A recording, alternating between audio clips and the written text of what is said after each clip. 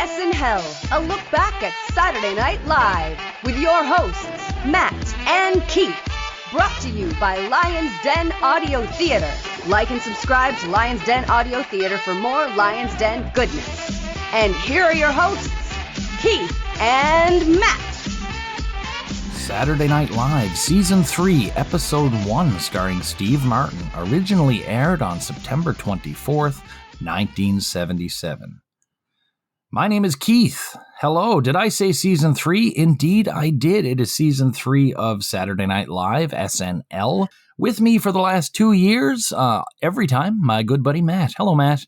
Hi, Keith. Welcome to Season 3, my friend. And we made it. We made it, and we've got, only 45 more to go if they stop right now. I mean, they should. Let us catch up.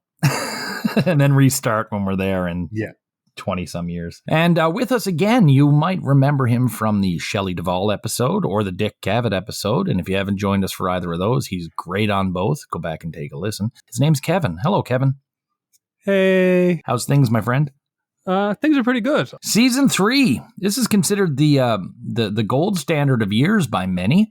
What is your knowledge of the lore of Season 3, fellas? I mean, I don't know anything, but I made a face when you said that. I can see where that's starting from, watching this episode, but outside of that, I haven't really heard much about any lore in regards to Season 3. Well, it's kind of the year things are bigger. I've noticed already in the first few sketches of even the first few episodes, there's a lot of extras, which we didn't usually have. There are certain opportunities starting to come about, and one in particular we'll start talking about in about 3 episodes, a certain movie about college life. But yeah, there's a lot going on here. Chevy is firmly gone. Bill Murray has made a name for himself, especially in the last few episodes of last season. It's an interesting time, and all pistons are allegedly firing this year. I don't think they are. Okay, well, we'll see. We'll see as we go. And again, you and I have not been as agog. We've certainly appreciated the show, but we haven't been blown away quite the way I thought, or quite the way the lore says we should be. People think we hate the show and each other. Yes, I know. I met a gentleman the other night who said that. Thought we hated one another. Craziness. It's just strong opinions. That's all it is. Strong opinions. And again, I'll say Matt and I originally talked a lot about politics. We had different views. And when you're arguing about such things as, death penalties and stuff, suddenly a Baba Wawa sketch, which we both agree on. Let me pick something else. Suddenly something, a Laraine, Newman, Fritzy Kringle sketch, which occurred in Season 1, which may have been our most, as far as sketches go, we may have been most polarized by that one. Do you even remember that one, Matt? Nope. So no. I am assuming I'm the one that didn't like it. You did not like it. I recognize weakness, but gave her an A for effort. September 24th, 1977. Steve Martin's hosting, iconic host who we will see many, many times over the years. At this point in time, Steve Martin is selling out stadiums and arenas with his stand-up comedy. And his most recent release was his album Let's Get Small that came out earlier in 77. That album, that comedy album, went platinum and got him a Grammy in 1978. Comedy album going platinum. Has that happened in our lifetime? Probably. But I don't give a shit about comedy albums. Comedy it's that nobody does anybody anymore. It's all about the Netflix specials now. I think it's a dead medium. And that's what I'm sort of saying. I think it has it's never been as big as it was in the late 60s, mid 70s, that period. Sure. And people still do them. Don't get me wrong. There's there's the best Grammys for best. Not that, this show could win a Grammy. But, I'm not saying. We've already got 6. People get, being around the local comedy scene, the comedians still get hot for the Juno Comedy Award category. And I don't really see the big deal. And maybe this is why none of them care for me too much, but that's neither here nor there. I still think comedy albums are important, but the concept of an album is even different now with streaming services like Spotify and so forth. Like you could just to be honest, I can make a comedy album in my basement and just put it on YouTube and get some traction from it. The only album I remember having like kind of a mass appeal, the only comedy album in my life, and I mean, I've bought a few. I bought a couple of Dave Chappelle's, a couple of Jim Gaffigan's, a couple of Chris Rock's, and some of George Carlin's later pieces. But the only one I remember people just sort of picking up and loving and telling people about is the one of the Jerky Boys ones that came out. Oh, I was just going to ask if that counts. I would think so. I think it kind of counts. It's hilarious. That's a funny comedy album. Yeah. I think there were two big ones, but one in particular was like, oh, you got to hear this comedy album. And that's really the only time I've ever remember, hearing about a contemporary album that people were really talking about. I'm pretty sure that counts as a comedy album. And yeah, I also had that Jerky Boys. I absolutely loved it. Not to go like off topic or anything, but I think there's also like there's albums that are not like quote unquote like Bruce McCullough's album. Is that a comedy album? Because it's fucking hilarious, but it's also quite musical. Yeah, and it's got some like almost like 90s indie rock sounds in it, and it's a lot of fun. But it's still obviously a comedy album. I guess that's the same concept as that a Lonely Island business, which is also comedy. Oh, absolutely. Music as well. They count as comedy albums. See, when I hear, I think I flip into a default where when I hear comedy album, I just hear audio stand-up performance, and that turns me off immediately. I don't want to listen to a stand-up act. I'd like to see one, and I think that's probably that's why it's evolved into the HBO special, the Netflix special, etc. But I don't know. I don't personally find any interest in listening to stand-up. I'd rather see it because the comedian sells it a lot. Anyway, not to say the jokes aren't clever, but I digress.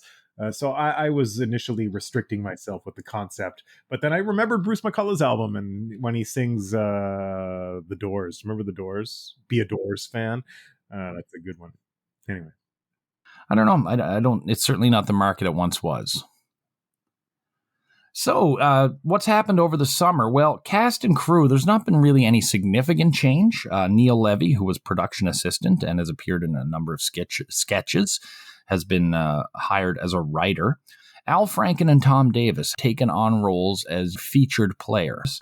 So they're not full-on cast members, but they will appear. They'll be featured, if you will, as the team of Franken and Davis. So nowadays, like, you have the featured player, and it's sort of a rite of passage you have to do. But at this point, and going forward for a little bit, people will be sort of dropped in as featured players for a season or two to see how they like it, or some people would just be hired right off the street. But now it's gotten a bit more formulaic. I think you have to do 2 seasons as a featured player before they'll promote you to the main cast. Now, we've seen some from Franken and Davis without going into what we see tonight. Does that make sense to you, fellas?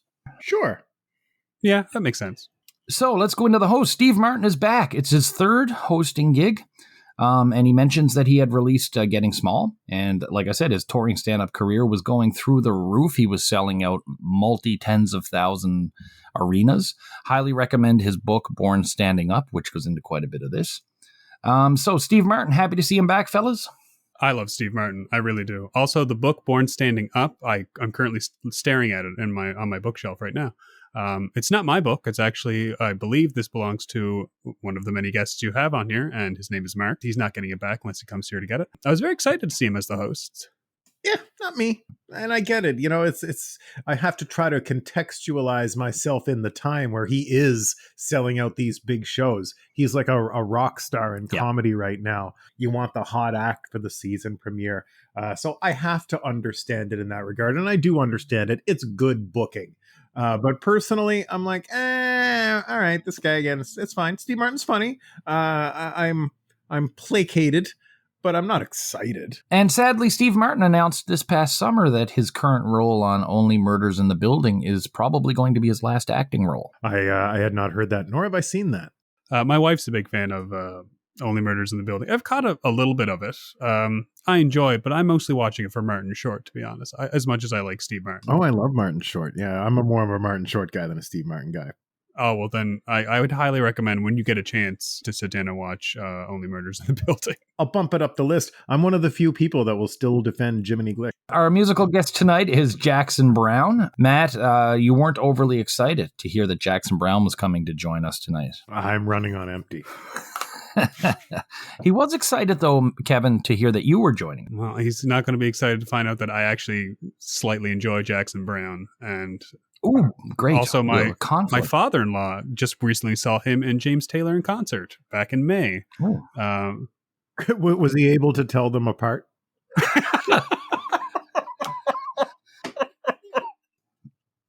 Matt was going to say, what crime did he commit? I thought. Both would have So worked. let's go to the cold open. It's an Oval Office. And this is a shaven Dan Aykroyd as Jimmy Carter, with John Belushi playing Bert Lance. It was a friend of Carter's that he had appointed to be the director of the Office of Management and the Budget. Lance was accused of financial impropriety from a previous job and resigned from office. In the sketch, Carter is sad that his corrupt friend is going to be resigning. This turns into a commercial for the National Express card, which is a parody of the American Express. And these were the type of things where you could use your card as identification as well. For me, this is a solid short sketch. It's very topical, which I don't always see as a negative, even though we don't necessarily get it. And we do get to see Jimmy Carter. It is the political bit out of the way at the beginning. But this is not the ambitious cold open I would like for a season premiere. Now, to put that in perspective, I don't know to what extent shows did big like opens and finales the way they do right now. Certainly in the 80s, and looking back on 80s stuff, you can't tell a season finale from a season opener from a sweeps week. But just to put it in further context, last year's cold opening was the thing where Lily Tomlin arrived in the limousine. So this was a little underwhelming for me. The only two things worth noting are Bert Lance is allegedly the person who invented the phrase, "If it ain't broke, don't fix it." And this is Dan Aykroyd's first solo live from New York at Saturday night. First of all, Keith, excellent introduction with the cold open. You had me sitting here thinking, like, it's really interesting to think about how because television was so different then, so crazy different, where you're right. And in a way that because there is no other access to this visual media, rather than make the spectacle, I think sometimes it was almost preferred that it all kind of blend together. So it's more of a homogenous experience. I don't know that that's true, of course. I didn't work in network television in 1977. This sketch wasn't funny, and I thought, it took me a second with Dan and the mustache. I really don't think this is a very good Carter from him either. He's done Carter better. He's missing an edge that he brought to Carter previously. I question whether this was funny at the time. I mean, I guess the audience seemed to enjoy it. Comparing it to what we see later in the show, it feels like maybe this was more of an afterthought. I have very limited knowledge of history because I'm a millennial. Commercial parodies are easy writes. If you can get it to kind of tie into something, make a quick joke and throw it on there, it can work. This obviously did not. I didn't really find it too funny. It's kind of like a weak opening. It makes me wonder, numbers wise, did they even think they're going to get a season 3? So maybe they didn't think they need to have such a big flashy opening sketch to start the show. I would, if I may address that, I think they know they're getting a season 3. After they came back from the Mardi Gras special, they know that they're a sensation. This show is a sensation. It has made a star out of Chevy Chase, who has become too big for it and left, like Keith mentioned. And I didn't finish my point from before, but they know damn well what they're doing, because Keith is right. They rolled up Lily Tomlin in a limo. It was a grand entrance. And this year, they are just kind of rolling it out with more of a, I don't want to use the word classic, but cliche. Yeah, I'll use cliche, cold open with the hot issue. But they know how to do a season premiere if they want to. Yeah, I think we're all on the same page there. I don't think there's much difference there. So we now go to it's a new intro where we have a scoreboard images of the cast, and then their faces are superimposed as if they're floating through space. Kind of gives me a Doctor Who vibe. Not big on this intro at all. It doesn't last very long. You're a big time network TV show. Who did you hire? Awful. And yeah, the awkwardness of the cast members when they floated, I hated it. Bad shit.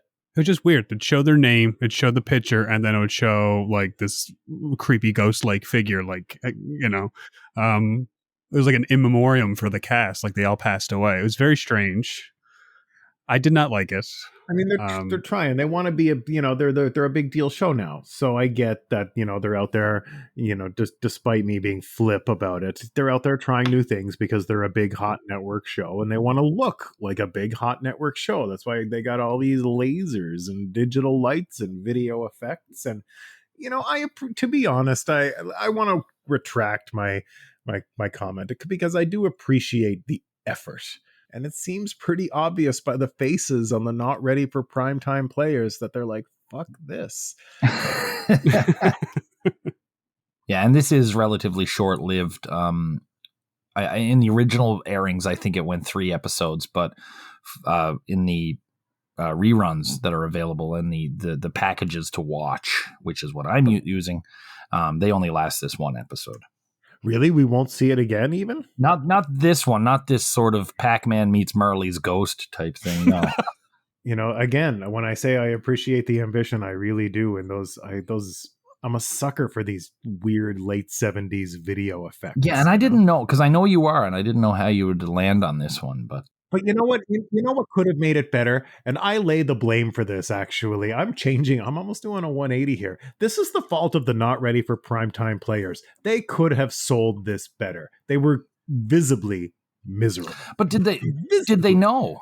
You know what I mean? Like, okay, here, stand in front of a camera for the new opening. You know what I mean? Like, did they know what the hell it was going to be? I guess probably not. I would assume they're just like rolled out like, hey, go fucking do this by... they're Jack Donaghy or Lorne Michaels, and yeah, they probably just go do their shit and then get back to their day. It's also too, there's a nice continuity with like the pictures around New York that started with Edie Baskin's early pictures and goes right through to today, and there's a few little bumps in the road where they stray from that. And not just pictures, but maybe like, I know the early 90s one I was always a fan of, where it has them at various hot spots and running up and down subways and you know what I mean? Stuff like that. It kind of breaks from the continuity of what we're used to. Steve Martin comes out for his monologue. He starts by repeating the opening few lines of Mac the Knife. And then he does a good bit about how he avoids feeling homesick while on the road. Great bit about Farrah Fawcett holding up her poster with one hand. And her never calling him back. And then a whole bunch of puns about cats. I liked this monologue a lot. I think this is my favorite of the 3 Martin monologues we've seen so far.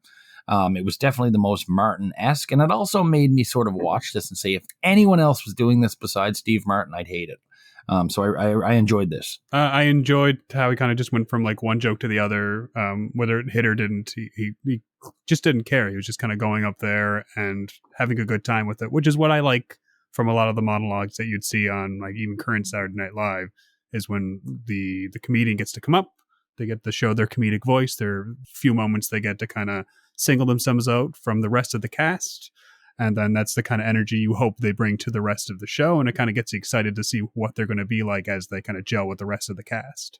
Mind you, this is Steve Martin's 3rd time there, so he's already gelled with most of the cast. But, for someone like me that hasn't seen a Steve Martin episode yet in our current continuity here, it's very nice. No. Yeah, I thought he bombed. He bombed. And he knows he bombed. And he knows he bombed because when he finished, you heard what he said? He's like, comedy's not pretty. He bombed and he knows it.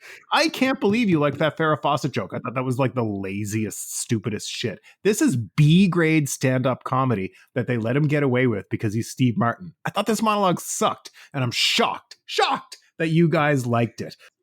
Tell you what I didn't like. They changed our set, Matt. They changed that brick wall behind home base that I liked. It kind of looks like an open barn now, or a loft or something. Yeah, I didn't like it either. It looks weird and stupid. So we now go to our first commercial. In some versions, these 2 commercials that we see tonight are actually reversed. So this one is the Royal Deluxe 2. It's a luxury car that rides so smooth that a rabbi is able to circumcise a baby during a ride on a bumpy road. Thought Dan was excellent in this. The rabbi who I wasn't able to Identify was awesome. Garrett was really funny. This is a really strong commercial parody. It's also one I remember from the old retro specials. Really enjoyed this. Had a great laugh at this. This is a parody of car commercials right up until fairly recently. So hats off to this one. Loved it. Yeah, I thought it was okay too. I mean, I didn't think it was among their top tier commercials. They have two handfuls of commercials that are better than this. No, I laughed. I laughed a lot at this commercial. I will admit that it was. I thought it was very funny. I didn't know where they were going with it when the car first comes out and they're going through the process of explaining a car, and it's like, where is this car commercial going to go? And then it goes into the circumcision inside the back seat. I was laughing quite hard. I thought it was quite funny. I really enjoyed it. It gave me quite the tickle. Beautiful ride and a beautiful baby. Good job. I liked it. We now go to the Festrunk brothers. Now, these guys go on to become crazy popular characters. It's an amalgam of a couple things that were going on here. So Steve had his thing where he was always doing wild and crazy guy. Dan Aykroyd was working on a character who was a recent immigrant from like an Eastern Bloc country who was struggling with both dating and English. They paired up and they teamed up with Marilyn Miller to create Yortuk and Georg Festrunk, two Czechoslovakian brothers who are looking for a good time in America. In this sketch, Jane and Gilda are playing ping pong. I think it's the basement of an apartment building, and they're approached by the brothers, Georg and Yortuk, who are interested in them and say things like, your tight American blue jeans make us think having sex. So they're hitting on these women, trying to get them to date, or beyond that, actually. To me, this was really funny. I know these characters, they still have a ways to go. This is still very, very good as far as characters sort of coming out of the box. It's certainly not Coneheads, but they're well on their way. I enjoyed this. I thought everyone did really well. Dan is definitely carrying the sketch, though.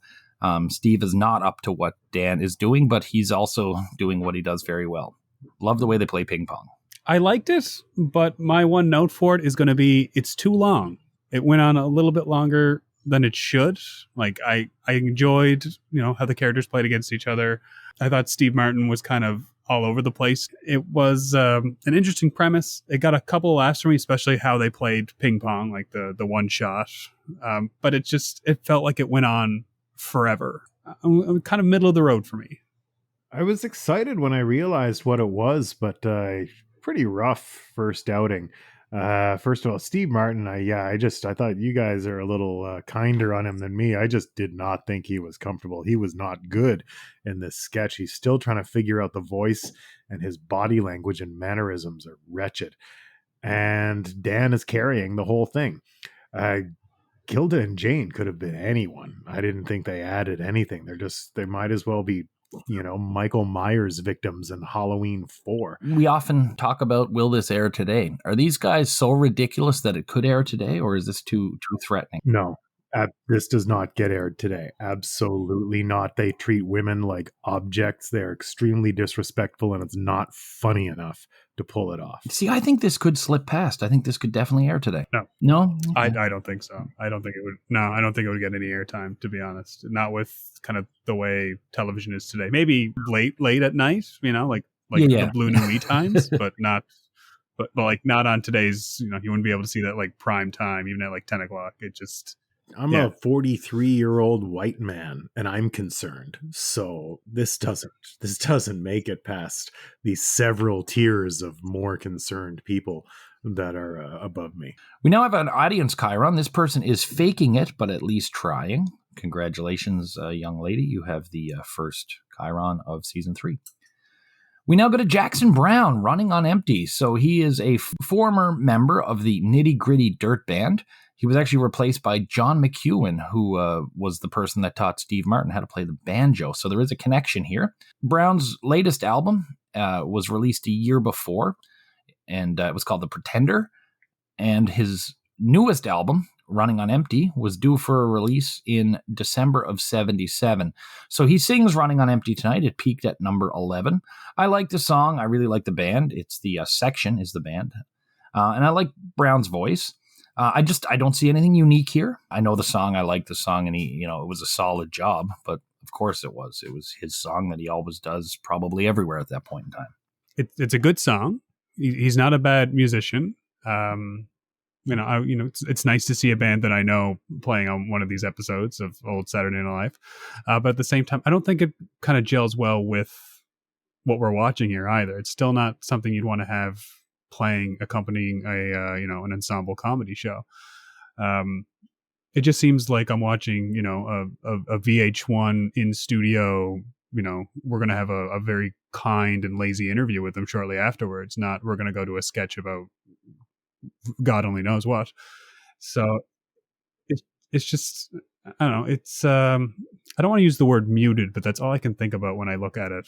Is muted. Muted is the best term I can give to it.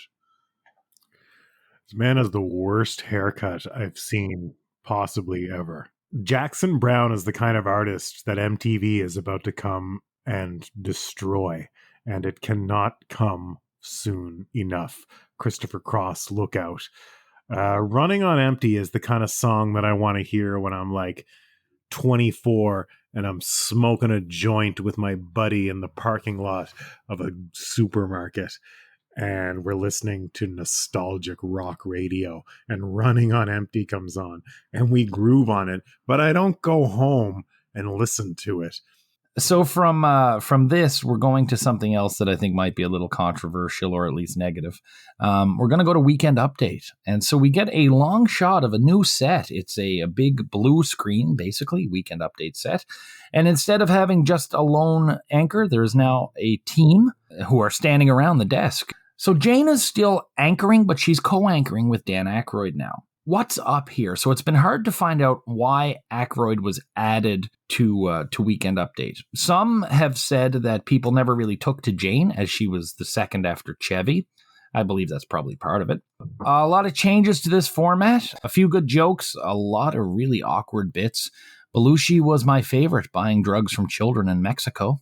And Laraine was pretty good. Garrett started good, but I'm not liking this. And to use a phrase coined by Belushi's character from the first sketch, The Cold Open, if it ain't broke, don't fix it, and they done tried to fix it.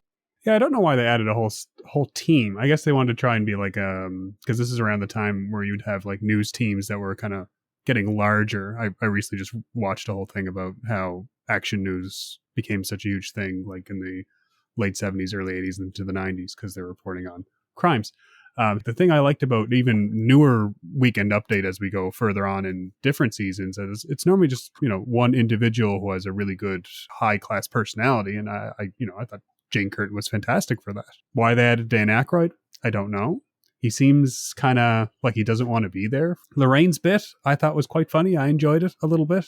Garrett, yeah, if we're going to talk about segments that would not air today, that entire segment would not air today. The Tokyo jokes and all of that was just, even for then, I thought that was a bit in poor taste. I couldn't get behind the movie review, and I agree with you, Belushi was probably the best part of this whole process. Absolutely funny. Loved this whole thing. Was wondering where it was going to go with the selection, and I was not disappointed with the answer for that. And I expected a bit more, especially considering like most of the episodes I've seen where Dan Aykroyd had a lot of scenes and a lot of sketches. He's normally like on par. He's really good. And he just seemed like, I'm here for this sketch until I go to the next sketch that I really want to do. Matthew, you were Jane's big champion last year. You can't be happy, bud. No, man, she's neutered. It's so fucked up. She's not even the same character. She's not being the anchor that we knew and loved in season 2. It feels like a neutered version of it. She's just like bland-ass Jane Curtin straight woman. And to the best of my understanding, which is little, but I'm sure I read that Dan Aykroyd actually did not want to be there. He didn't want it. Yeah. I mean, it shows. And because he doesn't look like he's having a good time. Jane, nobody looks like they're having a good time, except... I'm sure Garrett's fucking happy to get airtime. So but I mean, a shame he didn't have any jokes. What a stinker of a segment. I know Bill is trying really hard, but man, that did not work. The Deep was a boring movie, and that was a boring little segment. And yeah, I mean, Laraine was fine. I watched this like right before we're recording, and I barely fucking remember Laraine. So, I want one of those Mao snow globes. But I mean, she could have been anybody. These people could have been anybody, except for Belushi, who again, he did his Belushi shtick, because I mean, who else but John Belushi would be getting all this weed, and now he wants to go to get the cocaine in Colombia. It's a little weird to joke about what will kill him. Here we are, laughing at jokes that will kill him later. The rest of the segment is a mess. Nobody's having a good time. They way overthought it. Kevin's right. It's probably just a reaction to what's going on with network news teams and shit at the time. I'd love to watch whatever you watched. Hated. This is the worst weekend update I have ever seen. Worst. You know, it is their first outing, but let's see how this goes, because it's not what I like. When people say to me that they prefer Chevy over Jane, I just see it as a difference in taste over who was better at the desk, but it's an easy comparison because what they were doing was so similar. This is so far different that I'm not liking it. I'm uncomfortable by the changes. Jane must have been pissed too. Imagine being in that position. She must have felt like she failed.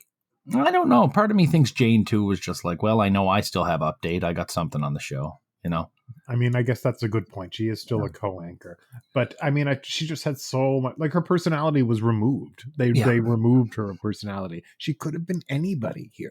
We now go to a sketch that would definitely never air today. It's Mike McMack, defense lawyer. So Steve Martin plays Mike McMack, a defense lawyer who is badgering rape victim Gilda Radner and saying that she's an easy woman. He's presenting this in front of a jury. He calls into effect that she was wearing a flannel nightie, which may have been inviting to a predator, that she's been divorced, and that she's had sex 38 times, I believe, in the last 5 years. And then after grilling her on the stand, he tries to pick her up. She tells him no. He wonders if he's lost sight of all his ideals, and then decides he didn't. This was too edgy, especially with the casual throwing around of the word rape, which is really hard to hear in my opinion. I mean, even if they had done the exact same sketch with a couple of the other terms, it might have been easier to digest. This was a terrible sketch. It really was. And there's other ways to make a sinister lawyer funny. And I didn't think this was it. A little thing I did notice, however, is we've got the first appearance of extra Andy Murphy. And this is the first of his over 120 appearances through 2005. He was one of the jurors. Also, the dad from the Deluxe 2 commercial was in the jury box. His name I forget, but somebody did send me a message. There's some connection they had with him. Either way, other than Andy Murphy, nothing in this that I particularly enjoyed. I just wonder if it was different material, would it still work? I just think it's just overall terrible. Steve Martin is just trying to be, kinetic and energetic the way he normally is for a lot of like kind of these absurd characters. But it's just, would this still work if it was like a robbery? Would it still work if it was a murder? Like, however you would change the type of crime, the person being interviewed, I don't think the sketch still works. I don't think it does at all. But no, it's just no. Like I watched this episode with my wife, and as soon as they started talking about like all of the as soon as the rape word starts getting thrown around, I just immediately looked at her and was like, there's no way this is going to be a comfortable sketch for me to watch right now. And even going back and watching it by myself today, I just felt uncomfortable. And, I used to do really, edgy humor when I was younger. And even then I would, that version of me would still find this uncomfortable. This is the worst sketch Saturday Night Live has done to this point. It's at the bottom. This is the worst. There has been nothing that has been less funny. There has been nothing that has been more insensitive. This is a misogynistic, slut-shaming piece of shit. Fuck Steve Martin for agreeing to go out there and being this fucking guy. It's not 1850. It's 1977. You are a big star and you have a voice. I don't care that it's 1977. You can sit here all day and tell me that we're all woke now. I was born in 1979. I'm not that far behind this. This is disgusting for the time. I'm not trying to be too woke about it, but goddamn, this is unacceptable comedy. It's not comedy. This is a bunch of fucking dudes in a writer's room getting their jollies. This is the worst thing the show has ever done. It made me angry. Steve Martin knows better. Lauren knows better. Every fucking dude that works on that show knows better. They have done things that are edgy. They have done things that cross lines. But this one crossed far too many lines, even for the time. I don't see why it had to be the crime that it was. And Kevin, you alluded to that. You mentioned that as well. It's like, could this have worked another way? But that's not really our job, really, to postulate how it could have worked, as much as responding to what they actually did put in front of us. And this is far worse than anyone beating anyone around the stage and all this other stuff that we've seen that is just so to the edge. This was a really bad sketch on a number of different levels. And you can go to the edge. Jodie Foster sat on Mr. Mike's lap. You can go to the edge. That's pretty fucked up. I was like, oh, here we go. But, there's, as horrible as a sentence this is to say, there was an innocence to it. Not that there's an innocence to Jodie Foster sitting on Michael O'Donoghue's lap, but there is there's not malice there. But I've never seen that as edgy. It's so funny because that to me was not edgy. I thought it was kind of a little eyebrow raising. I thought she was just playing a kid that was being babysat by Mr. Mike, to be honest. But she's sitting on his lap and he looks like that. And he has those glasses and there's like a smoke machine. Come on. It's so funny. You've mentioned that a number of times as being extremely edgy. And I'm like, wasn't it just Mr. Mike babysitting? I mean, the weird part is, I would question the parent's character by leaving Mr. Mike with a child, or even Michael O'Donoghue with a child for that matter. And now for something completely different. This is Keypunch Confession, and Dan plays a priest. Incidentally, Dan was training in a seminary. Garrett comes in as a confessor. Garrett has cheated on his wife and broken the 6th and 9th commandments. Dan has a computer that processes how a person can repent from the sins. In Garrett's case, he gets 10 Hail Marys. Garrett also asks that he sent his lover's husband to Beirut, and while the guy was in Beirut, the hotel got shelled. Garrett gets no penalty for that one. But Garrett does say he has to flee the country, and the computer and Dan are also able to make flight arrangements. This, to me, I mean, I'm going to say I laughed a bit. I thought this was cute, and I'm actually surprised that there isn't more like online, come confess to me, I'm a priest, leave a $10 donation to my church, and you can confess online. Oh, people, did you not know? I routinely have people pay me to tell me dirty things online. Okay. So I based on what we've seen so far, I actually enjoyed this one. I thought it was pretty cute too. That's the perfect description for it. It was pretty funny. I did get a good laugh when the computer generated the exact amount of Hail Marys for the sins. Yeah. There's humor there. I thought it might have been a little long. It could have been sharper. The writing could have been tighter.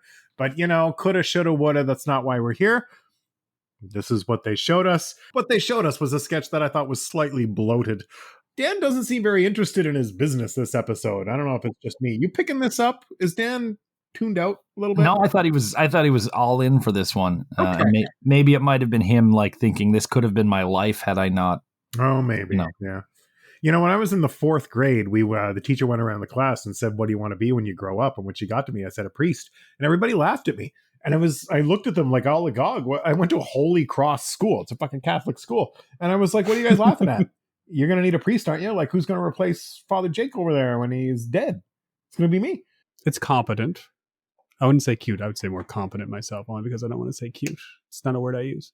I just, when you started describing the actual computer, that's where I got more interested, because that's my forte. I like computers like that. I would love to have an old computer like that right now in front of me. But I was just kind of wondering where it was going to go. And then when he starts making the airport reservation, I kind of giggled a bit. And I thought Garrett was fantastic in this. And I agree. It felt just a touch too long. Like it was almost on that perfect wavelength where if it was just maybe, a couple of lines shorter and they got to the end joke a little bit quicker, it could have been like a perfect sketch. But outside of that, it was a kind of a nice wash after, the previous sketch there. So interesting to think, like, because sometimes, and I know I catch myself doing it all the time, like this went on too long. You're left to wonder at some point, because TV production is a wild thing. It's not like this is literary art. Like, yeah, sometimes it's going to be fucking too long because you have 90 seconds and you need to pad your shit. Me too. But at the same time, when you're writing a sketch, you want to get to the point of the sketch, like A, B, C, D. You want to make sure that it comes in ABC instead of ABCD. Like you want to get to the punchline quicker, but you also want it to flow naturally. You want, the dialogue to be, punchy. You don't want to have like a full paragraph of nonsense in the middle of a sketch that honestly should be, at most like 2 minutes when it's 5 minutes. See, I'm rarely like the length of the sketch rarely plays in with me. I've probably mentioned that less than anyone on who's done the show. I don't know. I'm also a fan of the slow build, which so few can do well. And I mean, I don't think of this sketch as necessarily a slow build sketch. It's interesting I've never timed the sketches, and maybe I should do that just to see if there's a sort of a sweet spot for most people. So our next bit on our version and on most versions that are out there, they, for some stupid reason, re-air the Beatles offer that Lorne made, the second Beatles offer that Lorne made in season 1. I don't know if this was just filler that they put in at the time, but I think in the original version there was something else here. But yeah, we see the Beatles offer again. So I mean, I don't want to talk about it any longer than I have if you guys just want to jump. All right, we now go to Great Moments in Rock and Roll. And it's Laraine as Alice Sloan. And it doesn't say this anywhere, but I suspect this is the same Alice that was in the Fran Tarkenton episode. Do you remember that, Matt? Yeah, I do. Is she not playing Cynthia Plastercaster? No, she's Alice Sloan. What am I thinking of? Does she not go on to play her in this sketch? I don't think so. She mentions the words Plastercaster. And Cynthia Plastercaster is a famous groupie. Okay. From the era. So I think maybe this is a situation where she's playing Cynthia Plastercaster, but they're not using the name because she definitely said Plastercaster. Who is that? I mean, it's a Kiss song. Okay. She hosts a show called Great Moments in Rock and Roll. And in this case, she's throwing back to 1964 when she was dating Roy Orbison, who allegedly fled LA and went back to Memphis to get away from her. Roy Orbison is played by John Belushi, and they keep talking about how he stood perfectly still and wore dark glasses. And this is the story, kind of how Alice got Roy's shades. Belushi's Roy Orbison's not good, not great, I should say. It's okay. The singing voice is all right, but the speaking voice is way off. This I don't know. I'm a Roy Orbison fan. I don't see this as like disrespectful to Roy Orbison by any means, but I just didn't like this. I thought it was not going anywhere. I like Lorraine's voice, and I kind of like Belushi's look as Roy, but just to have him standing still and falling over without moving and all this foolishness, it was a bad sketch. I thought it was going to be really cool because I thought it was going to be a sketch about Laraine talking about cool music. And then they went in a totally different direction, and I was despondent. What a missed opportunity. Having Laraine be this character and talking about rock music of the time, that's money. Yeah, I like this. I don't care how stupid it was. I like stupid, like physical humor like that. The preamble, like the way he was as Roy Orbison. Yeah, I like Roy Orbison. My parents were big fans of listening to his music various hours of the night for some strange reason, I assume. Like when he took off the sunglasses, had another pair of sunglasses underneath it. Like it's stupid stuff like that really gets to me. Like I legitimately laughed. Just his like how he moved around and fell over and so forth. I just thought that was like stupid, funny fun. Sometimes I enjoy that. Sometimes it's what I want. But the whole setup and everything for it, it just kind of went off the rails and didn't really make a lot of sense. Like he sang the entire song. Why? You still could have had that whole set piece with him being the wooden man and not have to do the entire song. It could have ended a little bit sooner.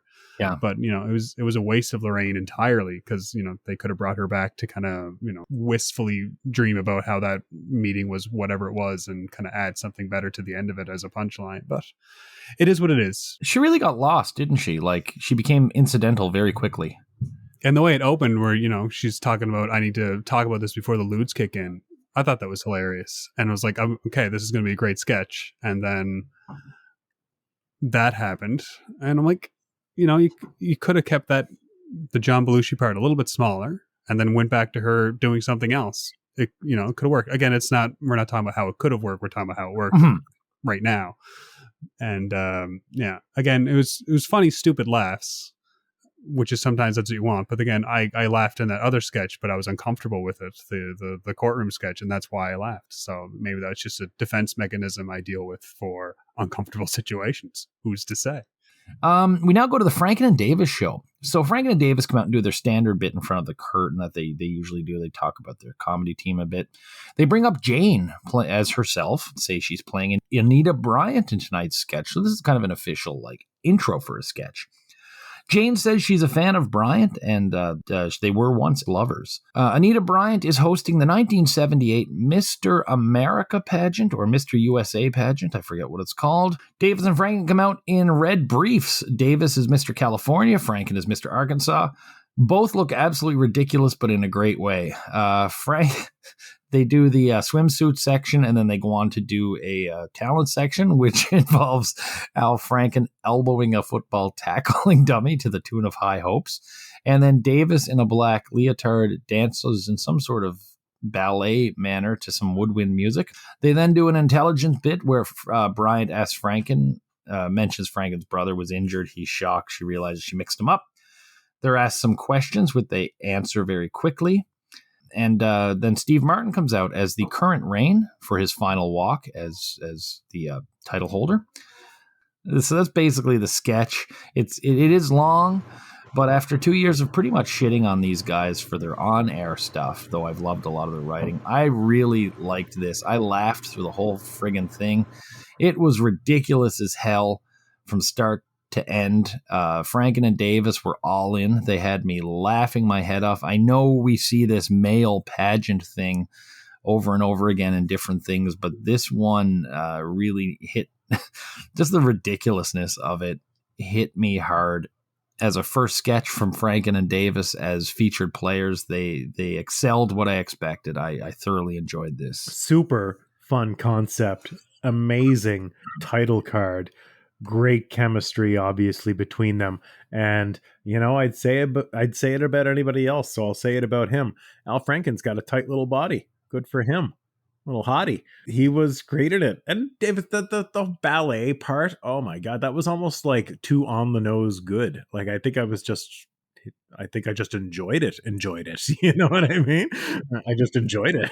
not even on this level where I'm supposed to find it funny because he's silly. He was just graceful and beautiful. This was fantastic. I loved it. So I know my usual note for most of the sketches as we watch Saturday Night Live is the length of time, but the way that they had kind of a title card and an end card and so forth kind of disassociates that from the rest of the show, even though it's part of the show. I really enjoyed this. I enjoyed it a lot. Chemistry between everybody, like Jane Curtin was fantastic. Great use of her. I felt like she didn't have so much to do this episode, and then she finally gets to go and have fun, because that's what this was. It was a fun sketch. It felt like everybody involved got to, enjoy being on the show tonight, considering some of the sketches we've seen. It was a huge highlight for me. I absolutely loved it. Elbowing into the mat, so stupid, but yet it was so funny. And yeah, Al Franken, you know what? Completely fuckable, 100%. Oh man, what a booty! That booty was bouncy. We then go on to Jackson Browne's The Pretender. Yeah, I mean, this was further from what I'd like to see than the first song, which I did enjoy. It's more reminiscent of the stuff that we saw a bit of last year, quite a lot of actually, and it was passable music. It was like the Ry Cooder stuff. Kevin, you were here for that. So The Pretender, released in May of 1977, album of the same name, peaked I think 1958 or something. It wasn't. I still hear it every now and then. This was what it was, but it's a big meh from me. I can't say anything that hasn't been said. What a fucking laugh. This is the comedy. I don't hate the song, I'll say that, but it just seemed very, again, muted. I know it's his last musical number of the night, and then we don't have a lot more until the show's over, but this is what you'd play to close the bar kind of thing, it just didn't have a lot of energy to it, which I thought was, obviously this is his big song at the time. this is what people want to listen to, that enjoys music, but we're coming to the end of our late night comedy show. Maybe you want to have something with a little bit more energy to kind of get people more excited and want to come back and see the show next week. Our next bit is the Chromega 3, and as mentioned, this appears early in some versions. It's a Japanese watch that's so complex it takes two people to make it work properly. Watches like this were kind of around. I mean, it never took two people, but I do remember very complex watches before watches started. Even still, I didn't overly like this, but for what it was filler at the end of the night for me. Yeah, what's to say? They're not hot with the commercial parodies for me. They did the credit card one and this one, and there was what was that other one in the middle? The circumcising the baby in the car. Yeah. I didn't really love that one either. I know you guys liked it. Anyway, strike 3 for me tonight. You're out. It's a watch commercial, and you get a chuckle, and then it's over. And Chuckle is being extremely generous to it. Finally, from the good nights. This is just nice and friendly good nights. Everyone seems happy to be back. In the What Is Dan Doing during the good nights, he actually shakes an audience member's hand and then walks away. Let's wrap this up with our ratings and reviews. So rating the host. So I thought Steve Martin's monologue was pretty darn good. And in most of his appearances, he did fine. He definitely disappeared after that courtroom sketch. Top-heavy night for Martin. This was, Steve Martin, we know he's done some pretty good stuff and will go on to do some pretty good stuff. But this is not his best episode by any means. Oh, his worst by a country mile. Like, they shouldn't have even given him the 5-timers jacket. This should be stricken from the record. I agree with you on the monologue, Keith. I really enjoyed his monologue. I thought it was, fun, as I mentioned before. He just didn't seem to be too interested past the halfway point of the show and being in the show. Yeah, he could have done better. Is what I'm trying to get to. He could have done a lot better. Yeah, and he did. He did and will. So music. Maybe this is too close to what Matt's thoughts are, but it's exactly what you'd expect from Jackson Browne. For me, Running on Empty was good. Pretender was fine, but not for me. Just not great. I like the artist. I like the music he has. It's just much like Matt says in most of the Saturday Night Lives of music. It just doesn't fit the show. It's not the kind of music that you would tie into, a bunch of young comedians, entertaining you on a late night Saturday television show. I can't believe this is how you open the season. We know they know. Mm-hmm. We have the evidence. We have Lily Tomlin in the limo. I refuse to believe that they don't have access to cool people. The only thing dude is remembered for is Running on Empty and maybe that haircut. All right, now this is pure formality because I have to do it at the end of every episode for it to be legally binding in my stats. But what was the worst sketch of the night, fellows? Come on. I'm not even answering that. You know what it was. Still mad. I think we already know. I think we know what it was. Yeah, Mike McMack is the worst sketch of the night. I will say, however, there was a extreme disappointment for Weekend Update tonight. I gotta tell you, fellas, this next one intrigues me because I don't know where we're gonna go with this. I have a sense, and I'll be surprised if that's not how it turns out. But what was the best sketch of the night? Franken and Davis. Oh, wow. Their whole show, their shtick, they both were great. I loved it on a comedic level, and sometimes I just loved it on a fucking performance level, and I loved Al Franken's hot little body. Originally, I was going to say the Royal Deluxe too, but that's only because I can't resist a good circumcision joke. But at the same time, Franken and Davis was really good. It was a great way to end the show. Even though you still had the musical act and the stupid watch commercial. For me, the show ended at the end of that sketch. For me, part of me wanted to give the love to the Festrunk brothers, but it's not where it gets to be yet. And I just couldn't not love Franken and Davis tonight, giving it another sweep. This one, it was just too ridiculous and too well done to not love.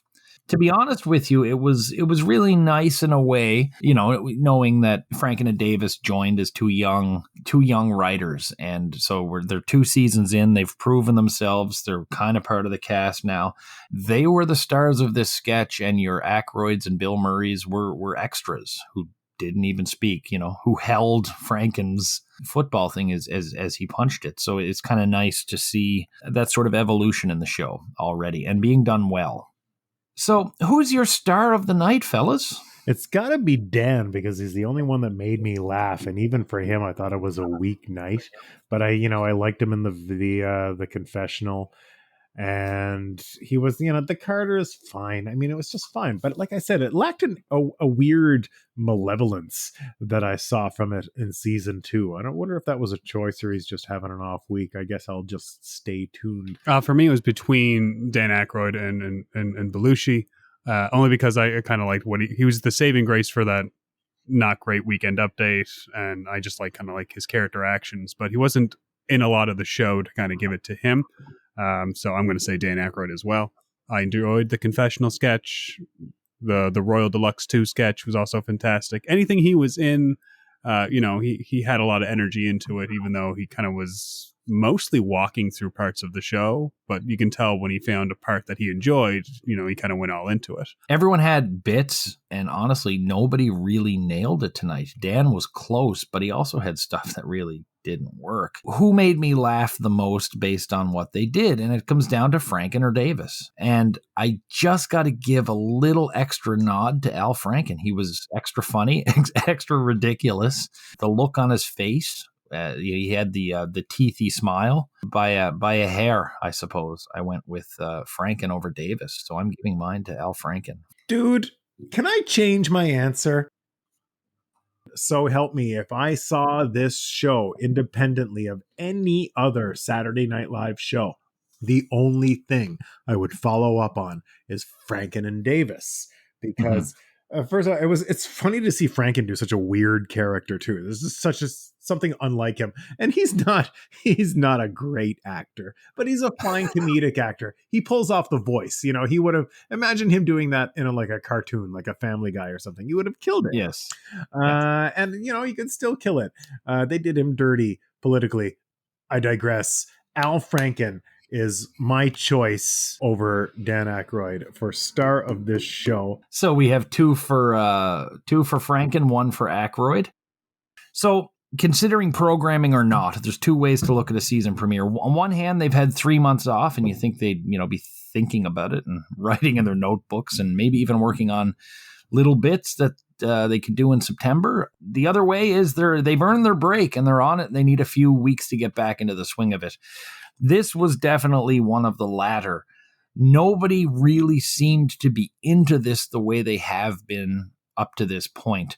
The material was not great. There were a few bits that were strong. The Festrunk brothers, Franken and Davis, the Deluxe 2, and the Priest bit were the only things I would say were good on this.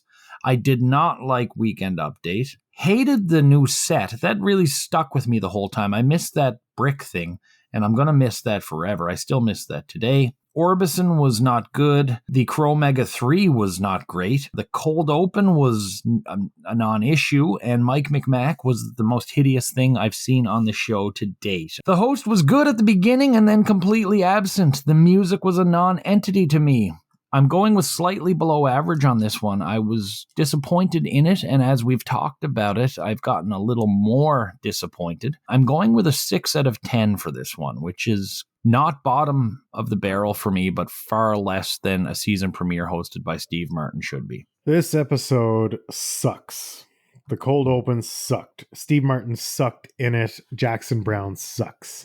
There is very little effort in the way of writing. I was a teenager in the 90s. Sorry to say sucks so much. It takes two weirdo writers getting airtime for me to enjoy this episode really at all. Disappointments include Dan Aykroyd, who just doesn't want to be here this week. I don't know what the fuck. Bill Murray, who is just trying too hard when he's on screen and he's not nailing it. Jane Curtin, neutered to within an inch of her life, back to just being a season 1, episode 1, boring straight character. 3 out of 10 for this waste of my time and the time of our thousands. Yes, it's a season premiere. Yes, they've had time off. They're kind of blowing the rust off them from being off for so long. But at the same time, I still expect more because they've been doing it for 2 seasons. So for me, a lot of points are lost to that lawyer sketch, Mike, whatever you want to call it. I'm giving it a 4. So with my 6, Kevin's 4, and Matt's 3, we average at a 4.3, significantly lower than the IMDb's 7.5. Number-wise, this episode finishes 9th in this season. This season has 20 episodes, so they give this one a middle-of-the-road grade and put it at 146th to date. I hate to assume that people are just seeing the host name and giving it a good grade, because this was a really bad episode, I thought. So next week, it's a new day. Everybody's, we can press a bit of a refresh button. Matt, do you know who the host is next week? I don't. It's Madeline Kahn. Okay. And her musical guest is Taj Mahal. Who the fuck is that? It's not Jackson Browne. Kevin, it was an absolute treat having you here again. It was, Kevin. It really was. We get to see you later in the year, actually, for episode 17. Well, I look forward to it, and hopefully I'll have things to plug next time I'm here. Yes, please keep us posted there. So, Matt and I will be back in about a week with Madeline Kahn, Taj Mahal, and our third chair, Mark. But until then, we'll be disappointed at the beginning of Season 3 here in SNHell.